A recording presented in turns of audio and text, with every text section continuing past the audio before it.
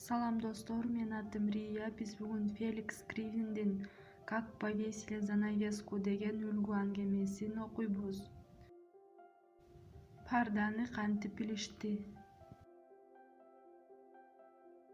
Все были в смятении. Баары дүрбөлөңгө түштү. Занавеску хотят повесить. Парданы асышат экен. Старый, дряхлый чемодан и рваная комнатная туфля долго, всесторонне обсуждали последнюю новость. Эски чалдыбары чыккан чемодан жана жыртылган үй бут кийими узак убакыт ичи ар тараптуу акыркы жаңылыктарды талкуулашты.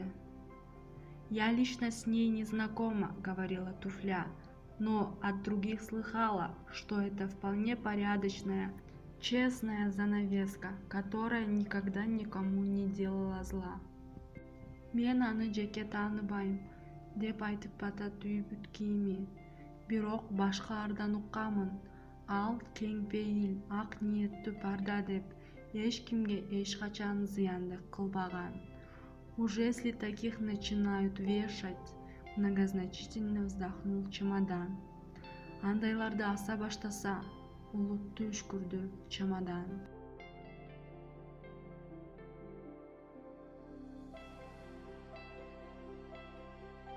Слова чемодана испугали рваную туфлю. Чемодан айткан сөздөр жыртылган үй бут кийимин коркутту. А вдруг повесят и ее, аны да асып салышсачы? Это было бы ужасно. Аябай коркунучтуу болмок. Туфля сама никогда не висела, но от других слыхала, что это должно быть ужасно. Үй бут кийими өзү эч качан асылып турган эмес, бирок башкалардан өтө коркунучтуу деп уккан. Подошла половая тряпка, вся мокрая, очевидно от слез. Пол жуучу чүпүрөк келди, баары ным болуп, анык көз жашын төккөнү көрүнүп турат. Потом пришлепали старые калоши. Кийинчерээк эски каляч сүйрөлүп келди. Я всем сердцем любила несчастную, ведь она приходится мне родственницей. Мен ал байкушту бүт жүрөгүм менен жакшы көрчүмүн, анткени ал менин тууганым. Можете не удивляться, если повесят и меня. Мени дагы асып салышса, таң калбай эле койгула. Так говорила половая тряпка. Деп сүйлөп жатты пол жуучу чүпүрөк. А старые калоши вдруг стали жаловаться, что их давно уже обещают починить, и все не чинят. Ал эми эски каляч бир малда даттана баштады. Аларга көптөн бери оңдойбуз деп убада беришкен, бирок дагы эле оңдобой жатышат.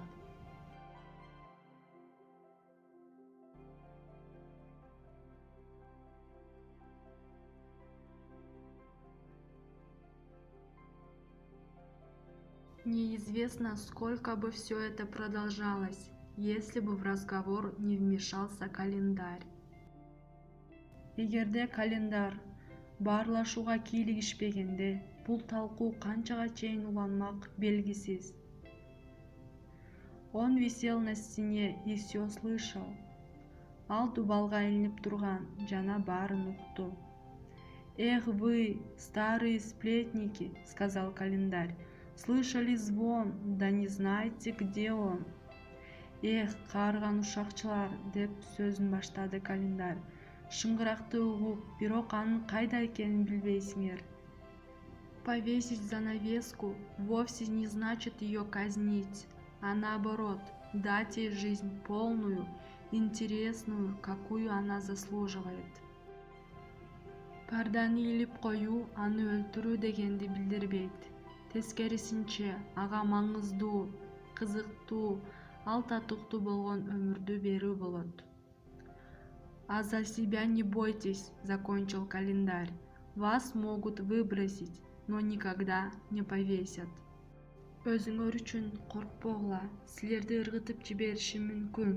бирок эч качан илишпейт, деп сөзүн аяктады Календарь.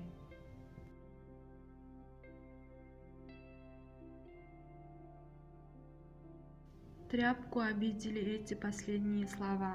Она считала себя родственницей занавески. Почему же ее должны обязательно выбросить? Акыркы айтылган сөздөр чүпүрөктүн көңүлүнө тийди. Ал өзүн парданын тууганы деп эсептечү. Эмнеге аны сөзсүз ыргытыш керек? Чемодан был стар и ничего не услышал, а туфля услышала, да не поняла. Чемодан картайып калгандыктан эч нерсени укпады. Ал эми үй бут кийими укту, бирок түшүнө албады. Одни только старые калоши нашли, что ответить Календарю. Если это правда, что вы сейчас сказали, то почему нас не чинят? Бир гана эски калач Календарга эмне деп жооп берерин тапты. Эгерде сиз айткандын баары чын болсо, анда эмнеге бизде оңдошпойт? Достор, көңүл бөлүп көргөнүңөр үчүн чоң рахмат. Лайк басып подписка таштагыла. Достор, подписка таштасаңар, мындан да кызык видеолордун чыгышына кепилдик бар. Анда эмесе кийинки видеолордон көрүшкөнчө кайыр кош.